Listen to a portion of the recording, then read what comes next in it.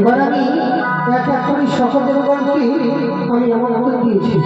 এবার আমি ছুটি যাবো ওই যে অনুরোধ কুটিনি ও যাবে তোমায় বারে বারে করিবে মানা যমুনাতে তুমি জগতে যেও না ও রাধে ও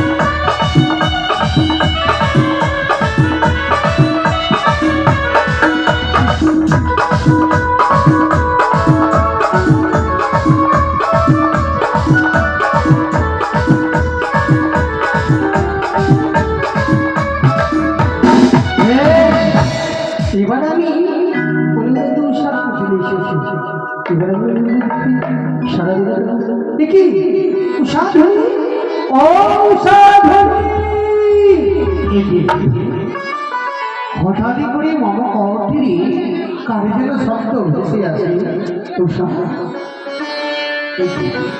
উষাই যেন খানিকের মধ্যে তার চক্ষুখানে লেগেছে। তাকে রাজাকৃত করে আমি দেখি না কেন আমাদের কুটিরে যেন কারখানা সহ মহামণি দাদামণি অনুরোধ প্রণাম আশীর্বাদ হঠাৎ করি আমাদের কুটির বাইরে গেল স্বামী এসে খানিকের জন্য বিশ্রাম করো। তবে শুনো, তবে আমার কাছে বসার সময় নাই, তবে আমি কিছু সংবাদ দিয়েছি। এমন কি সংবাদ? কি সংবাদ দিয়েছি জানো? বলো। আজ আমরা দিদি একটা নতুন দিদি এসেছি, তাই নিত্য রায়ের করা হয়েছে।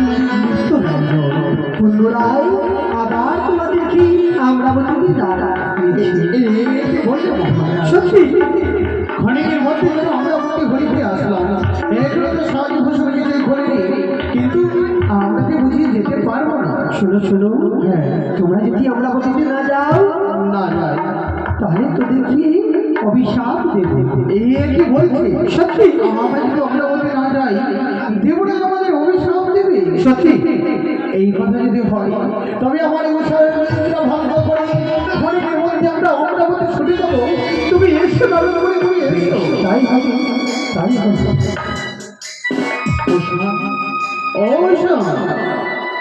নিদ্রা ভঙ্গ করো, নিদ্রা ভঙ্গ করো।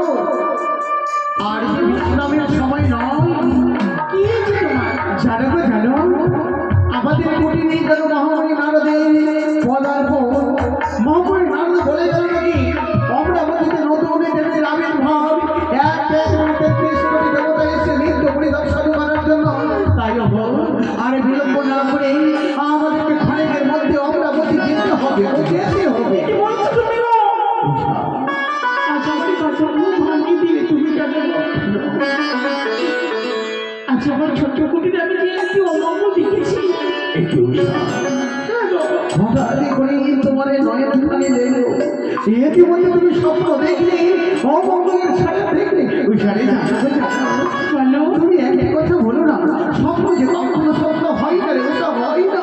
একটু বলছো স্বামী এমন অমঙ্গল দেখেছি আমি যে কি বলতে পারছি না গো।